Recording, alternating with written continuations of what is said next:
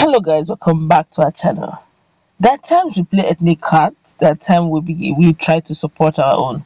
But more often than not, when reality stares us in the face and we find out that what we are having at our hands is something disturbing, we begin to look at fact checks, we leave propaganda and face the harsh reality of our case. Such is the case of Gaba Adamu, a prominent Fulani elite who have decided to ask questions that requires immediate answers. We'll find out the question in a moment and also the answers he needs to prefer, or he preferred and other Nigerians preferred in these same issues. It is really a serious matter, I tell you.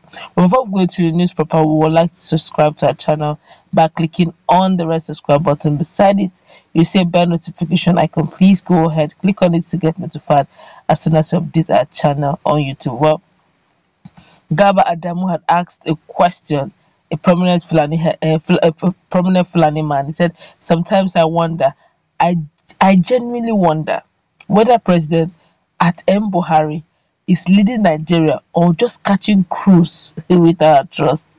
Mm. How can the country be in tension, killings all over the places, yet no categorical statement from the president?" He didn't say presidency, he said president. Very specific. When you say presidency, you are probably referring to Garba Shehu, or you're referring to Femi Adesina, or you're referring to Loreto Onoche. But he's very particular here. He said president. That means he's directing the question to at M. Buhari, that's Muhammadu Buhari. He now continues, said, "Why the silence at this very critical moment? Why must we always talk? Why must we always ask? Why must we always insist before we can hear from this president? The matter at hand, from north to south, is on the verge of escalating ethnic tensions, blames and counter-blames, accusations and counter-accusations, yet silence from the president. Why is that?" he asked. The president is the only truly and rightful legitimacy to restore order, assured of safety and security for the citizenry in times of tensions like this. The president must be in control of the narrative all over the media by his appearances, assuring statements. He asked the question, why the absence? He said there's no religion, there's no region, there's no tribe, no matter the attachment or loyalty to the president, that will be happy with the present situation where everyone is left to advance their individual narrative to the complete absence of the commander-in-chief. He said, no one, none. This is not good. The president should have to address the media, take over the headlines with assuring statements, reach out to the victims directly. At this junction, absence presence means absence leadership. It is very critical at this point that no vacuum is created for a bad press narrative. You do not blame the press. Those early days of the campaign, we keep hearing things like the body language. I begin to wonder which one is body language again. It's either it is or it is not. But okay, quickly in another news, the same Fulanis now are beginning to talk. And according to them, the Miyetti Allah Kurta Hore Herdsmen Group has called on the federal government to heed the call for the restructuring of the country to allow the Fulani to go their way, adding that they are not even enjoying the federation. The national secretary of the group, Salah Al-Hassan, said in an interview that herdsmen were being marginalized in a country, that it was best if they were on their own, where they would be protected. There have been calls for restructuring of the country, with many southern groups insisting that it was the only way the country could move forward, while northern groups have largely been divided on the issue.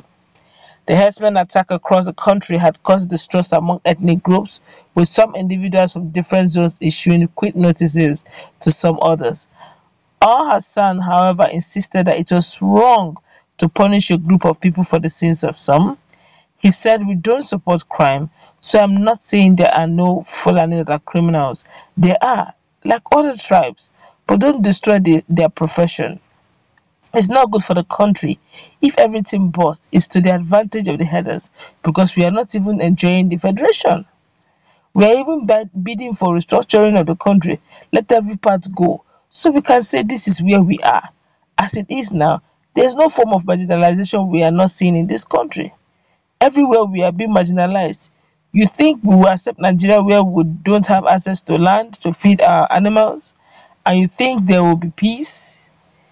When asked if he thinks restructuring will solve the headers farmers crisis, he said, "Quite fundamentally, if we live today now, and if there is no oil revenue, won't they pay attention to animal rearing?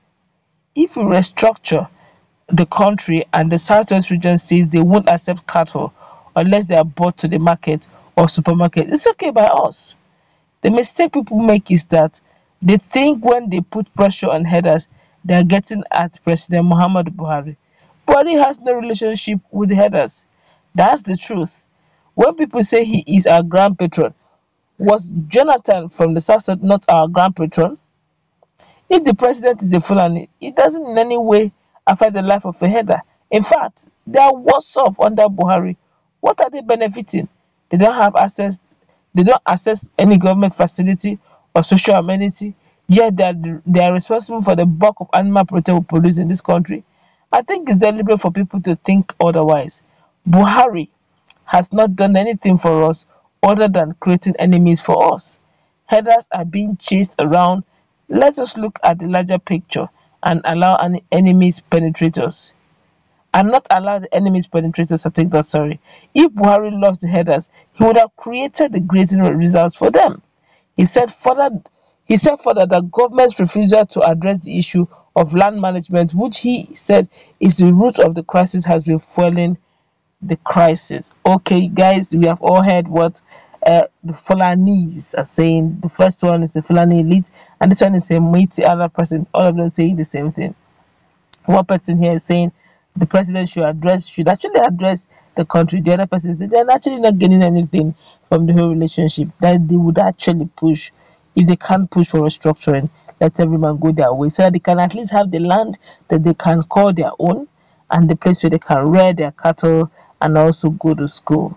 At least that's one they're sure is their land.